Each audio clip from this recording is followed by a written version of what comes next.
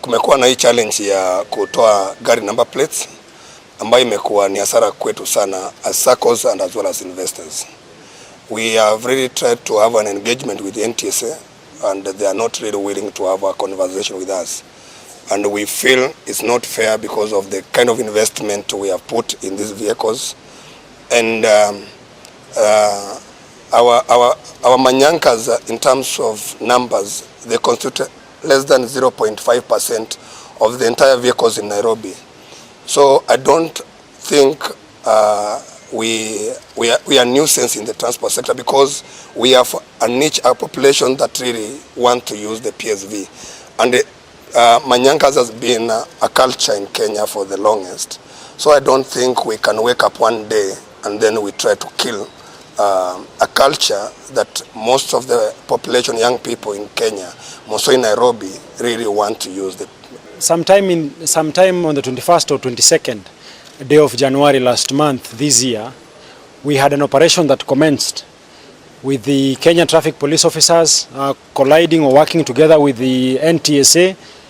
And this operation led to the crackdown of matatus, famously or popularly known as nganyas. So we saw in Rongai, there was a matatu by the name Ambush, another one by the name of Money Heist that was impounded due to a complaint that was made that there were some touts that were misbehaving on the road. But that is not really the point.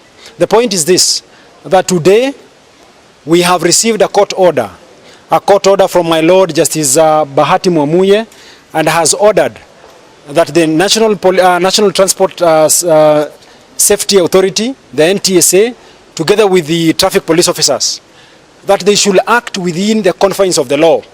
It has been the habit of the NTSA and the police officers to impound motor vehicles, to behave as if they are the judges, they are the prosecutors. They impound vehicles, they take away the number plates belonging to these motor vehicles, rendering a lot of young men, the youths of this Republic of Kenya, who rely on this industry, rendering them poor and destitute.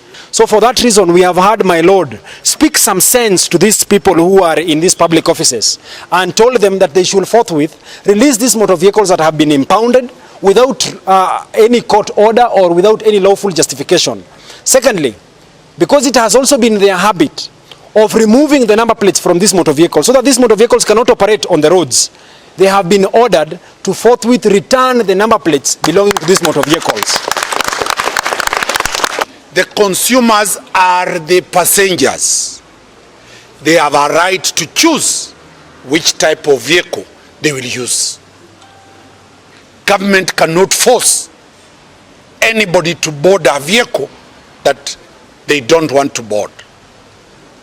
Kenyans have chosen their vehicles.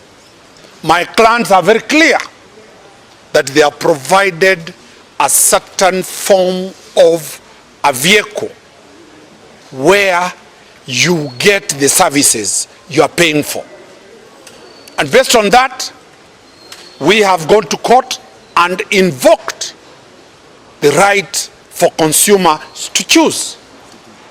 2, we have invoked the right for citizens to have the best facilities in form of transport.